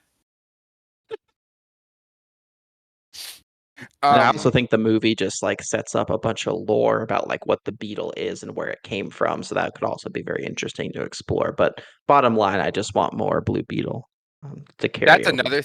Uh, for anybody who really likes the Jaime Reyes Blue Beetle, watch the crap, why am I trying to blank? Young Justice season 2. The entire storyline is completely wrapped in like the most famous Blue Beetle storyline, where we get to meet a bunch of the other scarabs because there are different ones. I would equate it to kind of like the Venom symbiote, where there's a bunch of different symbiotes and they fight each other. It's kind of the same with the different scarabs, and they take over different people from different planets. It's really cool. If you don't feel like reading the comics, watch Young Justice Season 2 if you want to have more fun with Blue Beetle. Um, so my number 4, ironically, I guess now works if there could potentially be teasing of Ted Kord. I would also just like to say, if I remember correctly, didn't you say that the guy who directed Blue Beetle also wants to direct a Bane movie? That is correct. Yes, he wants to direct a true Hispanic styled, communist revolutionary Bane storyline. Yeah, so I'm not going to count this since it's kind of already in the works, so to speak. We'll go off the rumor mill. But if I was to have an honorable mention, it would be that Bane story. You've heard me rant a million times about how the Bane origin story is one of the best in the comics, in my opinion. I think Santa Prisca is an awesome world to explore, and I would love to see him kind of get his anti-hero movie, since we're kind of living in an age right now where the anti-hero sells very well. But yeah, moving on to my actual number 4. So I did a Justice League International TV show. So as I mentioned earlier, Justice League International is one of my favorite comic runs of all time. It is an absolute spy thriller. The main villain is Maxwell Lord, and in the comics, he's awesome. I did not watch Wonder Woman 2. I love Pedro Pascal. I don't know if he was good as Maxwell Lord in that movie. I heard mixed things. Real quick before I continue, did you like Maxwell Lord in Wonder Woman 2? Not really. Okay. I didn't like a lot in Wonder Woman 1984. Okay, so so this works even better. Maxwell Lord, in my opinion, is like the best part of Supergirl season 1. He's actually done really well, in my opinion. I forget the guy's name, but it's the father from Twilight who plays him, Peter Facinelli or something like that. Um, but yeah, Maxwell Lord is an awesome villain, and this would basically be like a Mission Impossible type TV show where the Justice League International is comprised of a bunch of really minor characters that DC just wanted to put in the forefront in the 90s, and I don't think that's a bad thing. Of course, the leaders, Ted Kord and Blue Beetle, but you also have like Red Tornado. Batman's the one who puts it together, so Batman could be there as like a side character. He could hop in and out. And there's a bunch of others, but those I would think the biggest would be Blue Beetle, Booster Gold, and Red Tornado. And I think Captain Atom, if I remember correctly, is in Justice League International. There's a couple that you may have seen like from the Justice League TV show. But yeah, so if you're a fan of Mission Impossible, if you're a fan of spy thrillers, imagine like in every episode they're going in to do something. It would probably be a procedural, almost like Lanterns, where there'd be a carryover story, but each episode would have an ending, and then the main villain has to be Maxwell Lord. He's the main villain of the comics. He's like the almost like a galactic Lex Luthor, I guess is the best way to put it. Or I should, sorry, like an other world Lex Luthor kind of is just the man of the city, so to speak. He's the man of the US. A lot of his comics are about like national domination, whereas Maxwell Lord, he sets his sights bigger. He's much more almost like a Bond villain where he's going to steal the moon or whatever. So I just the Justice League International TV show would be I think it'd be right up Gunn's alley, and I feel like it would be really cool to highlight a lot of those lesser known characters. Agree. That sounds like that'd be a very interesting show to watch. Especially with, I think Maxwell Lord. I don't know too much about him per se, but what I do know about him, I think your description is very spot on. So that would make him a very compelling villain for a series like that. Okay. My number four, another movie, also with my movie bias. I only have one TV show in all of this, but a movie, The Atom, an Atom movie where with classic Ray Palmer as the Atom. I kind of just spitballed some castings. I wanted someone who was like super nerdy and awkward. Where like I have actually read some of the comics of the Atom, which is rare because he doesn't have a lot of his own. He's more of like a Silver Age character that didn't really age well to the present. Um, but I just wanted to go with someone the way I was thinking about it because of what I do know about Ray Palmer is like if Sheldon Cooper from The Big Bang Theory actually was a superhero, because he's just like that Reed Richards, really nerdy, really smart guy. And so I just went with like I just said Jack Quaid, just someone who'd be like that really quirky, nerdy sort of superhero person. Obviously, you got to throw in Gene Loring in there as his love interest. He doesn't really have like an iconic rogues gallery, so I just said like Kronos as the main villain because that's like his only notable villain who is in Legends of Tomorrow season one. And sort of fun fact for those who don't know, Legends of Tomorrow was originally pitched as an Atom spin-off show. And then they just included a whole bunch of other characters and made it like a team effort. But like the main villain of season one, Kronos, he is an Atom villain. So sort of bringing that into play here. And yeah, I couldn't really think of like a director. I kind of just thought of like, lead character director when I was thinking of these. Um, so I couldn't really think of like a good director for something like this, but I kind of just had a funny thought where I was like, well, DC has poached, scorned Marvel directors before. So let's bring Edgar Wright in here because he was scorned for not making Ant-Man. So DC can poach him and have him make an Atom movie. It's funny because I'm curious, did you like Brandon Routh as Adam in the Arrowverse? No, not at all. Okay. I mean, for many reasons. He's not Ray Palmer at all. Like they tried to like recreate him as like this like suave, good looking, like, modern tech billionaire where they like work out and like look good and everything. And his suit looked atrocious. But anyway, that was a TV budget. It's neither here nor there. But no, I did not like him as the Atom. It is funny because I don't know if we've talked about this yet, but the Arrowverse shows were very interesting in that, of course, they couldn't get the rights to Batman, so they picked Green Arrow. Then they do The Flash, he gets a spinoff. They do Adam.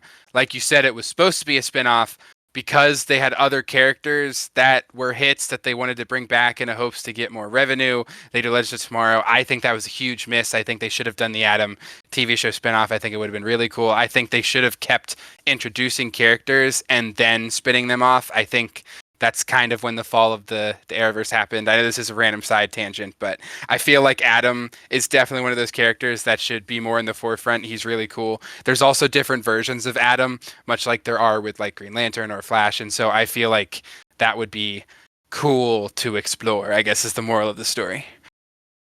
Yeah, and for some reason I thought of like one specific sequence in my head, like if this was ever actually made into a movie, where for those who have read some of the Silver Age Atom comics, one of his like iconic things is he travels through phone lines where like someone will pick up a phone on the other line and he'll like shrink and like ride the electrons through the wire out through the other person's phone. So I'm just imagining like he like finds out that he can do that, but it's like, you know, 2025 or whatever. So he has to like go and install like a landline and like his like layer. And then like whenever he wants to transport, he just like leaves the phone off the hook and like has to find like a payphone or something to like call his layer and then transport there. I just thought that would have been something that'd be really funny. That actually would be extremely funny. It's almost like the Matrix, but modern times, where they have to go and find the payphones in order to escape. Right, like Also, maybe he's like in a press to escape, and he's like, I need to find a payphone, but there's no payphones anymore.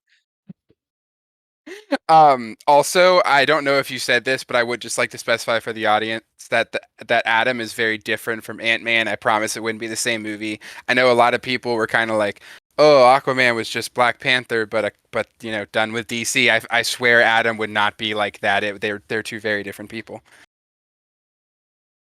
Um, so my number three kind of goes off something we touched on earlier. With the Brave and the Bold establishing that the Bat family exists, that means that in theory, Dick Grayson is Nightwing, and so I would like a Nightwing movie.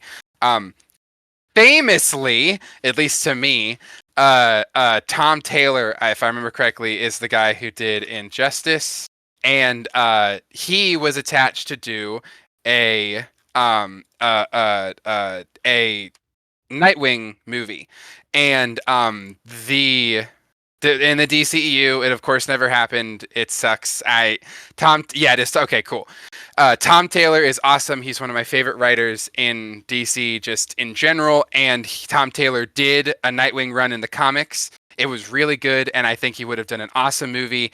And Nightwing also is just one of my favorite characters. There was a time when I debated putting him higher than Batman. That's how awesome I was getting into his character, his lore, his runs. And yeah, I think that a solo Nightwing movie doesn't have to be an origin story. You know, it seems like this movie's get a lot of this universe is going to be very lived in, so it could just be him sort of, I don't want to say reaching a point where he struggles to be on his own, but maybe he's been on his own for a bit. He's doing cool as Nightwing, but it's kind of been like petty crimes. And now he's got like his first big villain that he's got to stop. And he's, you know, sort of questioning, can I do this without Batman? And I just think that would be a really cool story. I think it's about dang time that Nightwing got his own live action uh, uh, uh, experience. I know I just remembered you're going to say that Brendan Thwaites is Nightwing on Titans because I think he eventually becomes Nightwing. So like I haven't watched the show, but in live action, because it was gonna, if I remember correctly, Taylor Kitsch was attached to be Nightwing, who I love as an actor. So like dream movie right there. It was like 2016 ish, 2017. Didn't happen. Really sad. I want it to happen now. Come on, James Gunn, give me that Nightwing movie. So I'm gonna shift things around because I also had a Nightwing movie. Believe it or not. Um, this was one I actually went back and I know I said I had one series. I thought I had said Nightwing as a series, but I actually had it as a movie. I guess it could be either. Honestly, it could fit either. That's fair. Um, yeah, no, I definitely think that's the direction to go, especially if they actually have like Dick Grayson Nightwing appear in Batman the Brave and the Bold and then spin him off.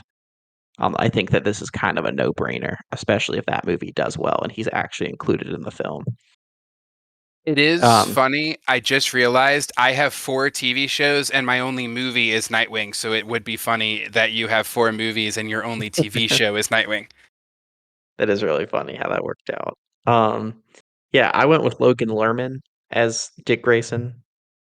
Interesting. Especially Okay. now he's like I think he might have just turned 30 or be like 31, so he's like that perfect like post Robin, but not like too old yet sort of age. And I want long hair Nightwing, like actually have long hair, you Oh, know? 100%. He's got to be long hair Nightwing.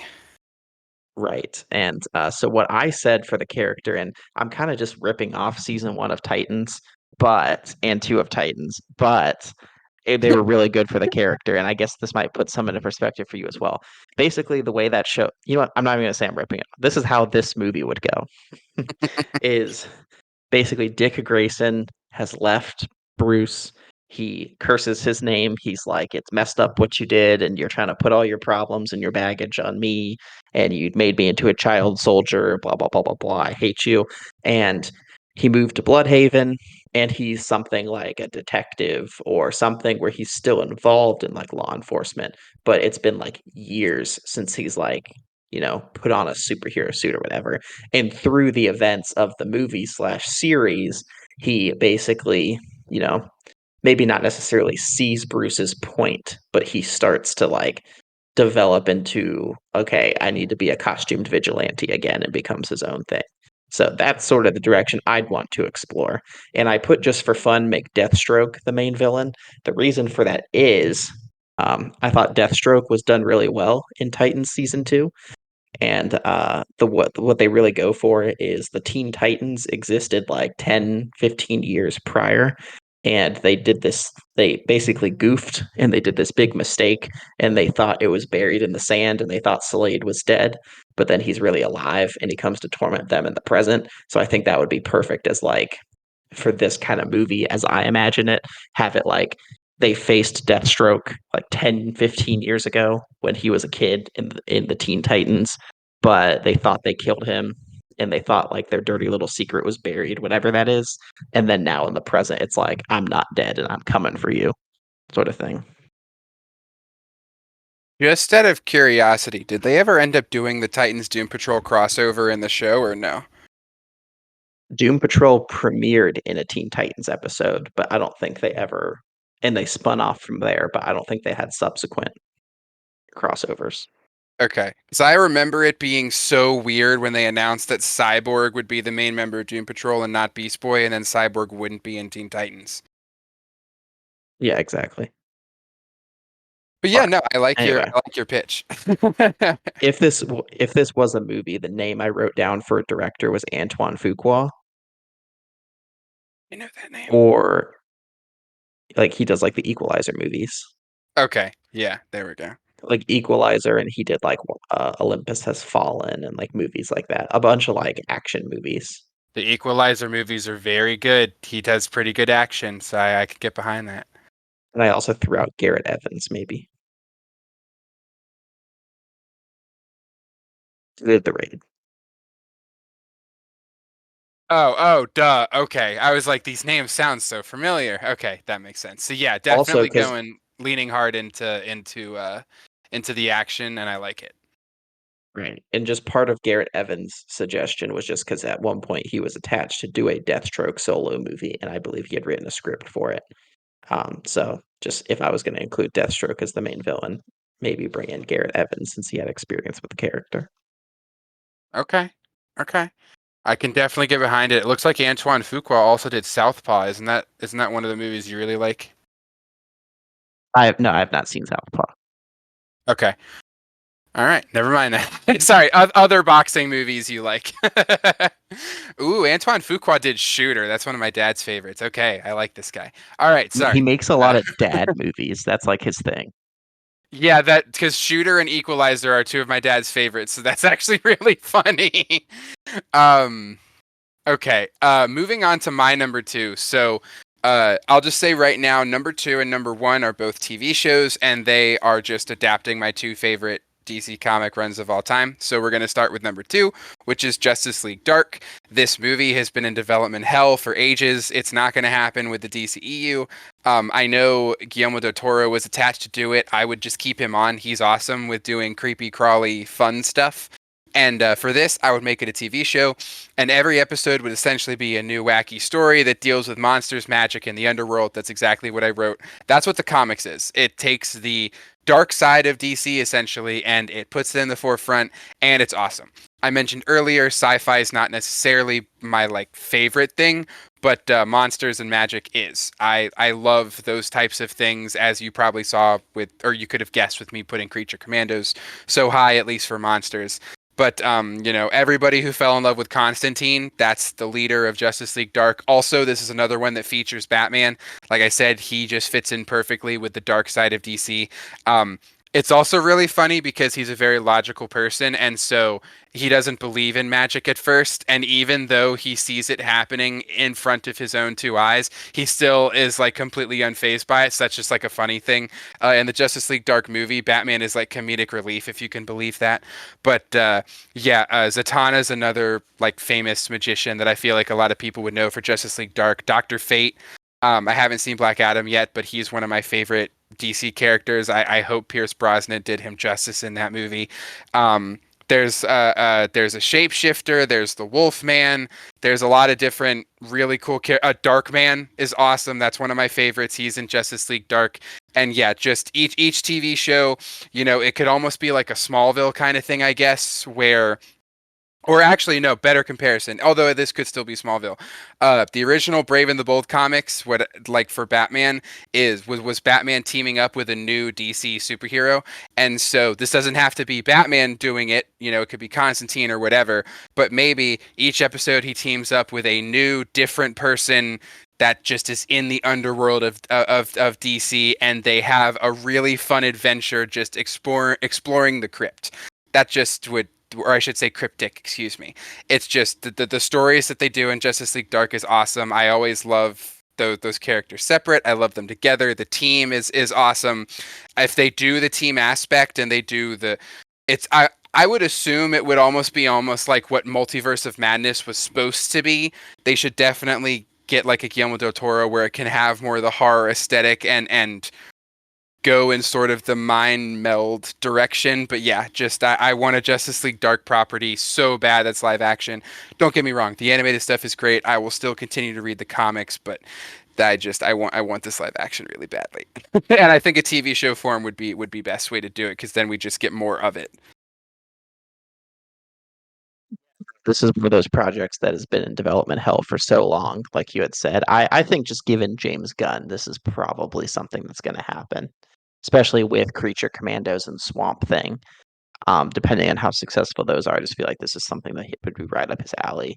Yeah, Guillermo del Toro was supposed to do it, and then this was one of the ones J.J. Abrams was supposed to do. So I think Guillermo del Toro would be someone that would be perfect for this. But yeah, it's definitely something that would be super interesting because I also like to explore that sort of dark, occultic, like mystery magical side of the DC universe. So I would also be very excited if this was ever a thing. But I have a good feeling it probably would be. Yeah, this, like you said, this seems like it's up Gunn's alley. I hope that he eventually makes it a thing. The Arrowverse eventually made Constantine canon, so people went back to watch the first season of that. And because it was on like a major television network. I don't think it truly had the leeway to go as deep as it should have. So the other thing I wanted to specify is I really would want this to be R rated. It doesn't mean it has to have like murder and guts and gore, but I think that it needs to be able to stretch the boundaries of what a comic property should do. Or can be, I Agreed. should say. Agreed. Okay. So my number two, I had a little working title just to sort of differentiate it. I'm calling it Flash: The Golden Age. So this would be a Flash movie that follows the Jay Garrick version of Flash. And whether you set it on the main Earth continuity in the DCU or you actually set it on an Earth 2 where it's an alternate universe that crosses over, either way, set it in the 1940s, make it a period piece. And I also want that sort of like Earth 2 Golden Age setting where like the cities are like kind of steampunky, where it's like the 40s, but it's like kind of like glistening and golden and, almost like sci-fi borderline, even though it is the 1940s. Sort of just go for that whole 1940s aesthetic with Jay Garrick as our Flash, maybe tease the Justice Society of America, maybe have, like an Alan Scott Green Lantern in there. And like I said, you can either put this in the main continuity, just set back in the 40s, or put this on an actual Earth 2 in a separate universe. But I didn't really think of like a actual like plot to follow for it, but I thought it could be cool. I know like the Golden Age Flash has his own sets of villains that I'm sure you could adapt, but I was just thinking maybe take some like iconic Flash villains like like a Captain Cold or a Mirror Master or a Pied Piper, but like 40s-ify them, like put them in like the 1940s and Golden Age, and put them in there. For a director, I put Joe Johnston. He did like The Rocketeer, which is like exactly that aesthetic I'm talking about, where it's like the 40s, but it's like kind of futuristic and steampunky. And he also did Captain America: The First Avenger. So he knows how to make like a period piece in a superhero film. And yeah, and this is sort of an out there casting, but hear me out for a second. I said Ryan Gosling as Jay Garrick. And the reason I say that is because I was thinking of like this whole like golden age thing. And I feel like there could be some fun to be had with like sort of leaning into the whole, oh, it's the 40s sort of thing where like, everyone talks like this and they're, whatever. And they're using like 40s language and whatnot. And like I just feel like Ryan Gosling has that sort of sense of humor. Like I'm especially thinking of like him in like The Nice Guys, where he has this like sort of Yeah. natural sense of humor, where it's not like he's like setting up punchlines, but I feel like he could really lean, or even like his role as Ken in Barbie, like he can really lean into these sort of like roles, like really strong character roles that are like really funny. So I'm just picturing him as like a Jay Garrick who could like, it's the 40s and we talk like this, and hey there, you can't do that. Like sort of just lean into that sort of aesthetic and like have fun with that. I feel like he could do that really well. So yeah, so a golden age Flash movie. I like it. Yeah, no, I'm on board. You know what else Joe Johnston did? The Wolfman. Yes, he did. For better or for worse, depending on who you ask. I just watched that movie for the first time and immediately fell in love with it, so that's why I had to reference it. But yeah, no, I definitely could get behind that. I feel like that's another thing that would be up James Gunn's alley because I feel like he's going to try and take the wacky and weird or unknown side of DC and also the alternate version. So instead of doing a Barry Allen, we get Jay Garrick, which I think would be really awesome. Of course, Justice Society of America was in Black Adam, but I think it's a very different version from what is like the classic Justice Society. And so, like you said, with Alan Scott, like I think that would be cool to do a lot of those characters. And yeah, it could either be in the past or on Earth 2, however he wants to do it. I'd be totally on board. If you didn't say this earlier, the the Joker and the Matt Reeves Batman are going to be Elseworld stories. Like they're technically in the DCU, but like Elseworld, kind of like the comics. And so even if it's not in continuity, I'd love for like an Elseworld version of this. That would be really cool. I hope that they continue to do stuff like that, even if it's like in a different world, maybe crossover, whatever. Yeah. And I'd also say like classic Jay Garrick Flash has been like this, but like depower him.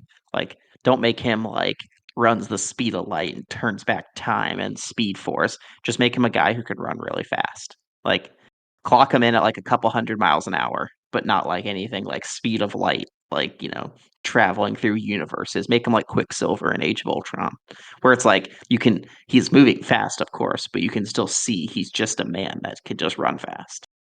Yeah, I think this is a thing that happened with the MCU, and I'm sure it would have happened with the DCU eventually. I feel like there was a lot of power creep where it was like, Captain Marvel's a perfect example. There's nothing she can't do. And I feel like they were kind of getting there with Barry Allen Flash and DCEU, where it was like, oh, he has all these powers to do all these different things. He eventually becomes unstoppable or whatever. So, like, I kind of like the idea of not, of course, making it realistic because no one's running that fast, but as realistic as possible where hopefully the power creep doesn't happen. So my number one, you probably guessed this, the beginning of the podcast. It would be an Injustice TV show. Injustice is my favorite DC comic, specifically the original, the first 5 years. Injustice 2 is good as well, but I am absolutely enamored with the first five. For those who are curious, the this is set in an Elseworld universe where Superman has had enough, I guess is the best way we'll put it. This is, spoiler alert, but it's been out for so long, you probably already know this. It's been a decade, I guess, at this point. Uh, Joker essentially tricks him into killing Lois Lane, who is pregnant with Superman's baby, and also blowing up. Uh, uh, I'm drawing a blank on where he lives at the moment. Plus, Thank you, Metropolis. And so he decides he's going to kill the Joker. And then what ends up happening is we have Team Batman and Team Superman. And on Team Superman, it's the people who agree that the way that they are doing things is not going to work. And they need to rule with an iron thumb. And they need to rule through fear. And through them being this sort of uh, uh, uh, regime that will essentially murder you if you don't follow the law, they believe that through that they will achieve the peace that they so want. And Batman says, "Kapooey to that! We cannot steep to the level of the villains that we are trying to stop, or we are no better than them." And then all the other DC characters take sides. The first one's Batman versus Superman. Then the second one, the Green Lanterns get involved, and we get a lot of the space characters. The third one is when we get a lot of the Justice League Dark characters, and we get into more magic. Then the fourth one, we get into the Greek gods, and we get into like Trigon and all of the really powerful characters in DC. And then the fifth one is, in my opinion, the least strongest of them, because then we get the villains involved, where essentially Superman rounded them all up and kept them in this in this underwater jail that essentially, since none of them can breathe water, they are trapped there, and then they get freed and they work for Batman in exchange. It's like a whole thing. But in my opinion, Tom Taylor like had to rush because it had to tie into where the video game started, and because of that, I think it does get rushed, and so the ending's not the greatest. But suffice to say, this is going to be a TV show. The animated movie was terrible. They tried to put the entire story into an hour and a half, and that's just not what you should do. There's so much that goes into these. It takes place over 5 years. And so my thought would be at least 5 seasons, but of course, there's Injustice 2, and there's more stuff that you could do. There's more things you can explore because you'll have more time to do it.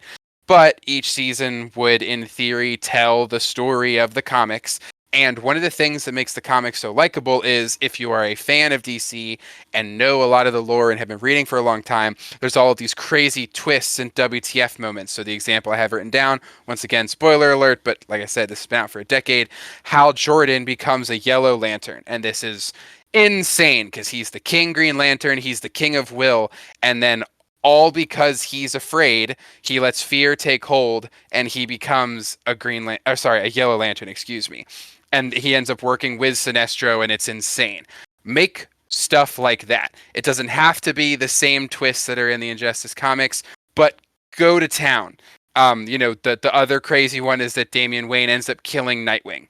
That's, you don't, and then Nightwing becomes the new dead man. You don't have to do stuff like that, but do stuff as crazy as that. This would, of course, be an Elseworld story. They're not going to have David Krenzet and all the other people like murder each other. But this is my favorite story. I really want to see it in live action. I had so much hope for the animated movie, and it just let me down. And yeah, I'd love this in a TV show form. Shovel it down my throat with as much as they physically can. And yeah, it doesn't have to be a page for page adaptation. Make your own twists. Have fun with the story. And since it's not being rushed to tie into a video game, they can hopefully make a better ending. So yeah. I think that my number one is Injustice, the TV show, and I think it would be awesome. Yeah, no, this would definitely be something that would be amazing for them to adapt and pull off, especially, thinking with these if they could actually manage to get like the actual actors playing these characters like David Corn Sweat returning as Superman for this and whoever they cast as Batman, so on and so forth. I think that would be incredible to pull off. Yeah, this is definitely something that's warranted. You would have to do a series for Injustice. You could not do a movie. Thank you. I don't know Uh, who over at Warner Brothers said, let's do an animated movie. When they announced the animated movie, I assumed it was going to be at least like a trilogy or something, but no. They tried to put the whole thing in under an hour and a half. These insane people need to be put into a mental institution. yeah, I think that this would be great though. So that's a very solid pick of something that once again we keep saying it, but it's true. I think something that James Gunn would at least really like to adapt. So I It think that's is very really promising to be nice. made. Yeah, it is actually really nice that I am personally a fan of like the creepy and crazy stuff in DC because I feel like I have the best shot of getting a lot of my favorite stuff adapted because James Gunn's attached. So, I guess yay me. Exactly. Okay, so my number one to finish this out um, is a Martian Manhunter movie. It's Ooh, nice choice. another character like the Atom, where I feel like he kind of peaked in the Silver Age, and aside from the Justice League cartoon, really just has never gone back to that. I don't know if he was ever A-list really, but at least in those early Justice League runs when he was a founding member, he was at least in the forefront. I feel like now he's one of these characters that's kind of been pushed down to like the B, C, maybe even D-list characters.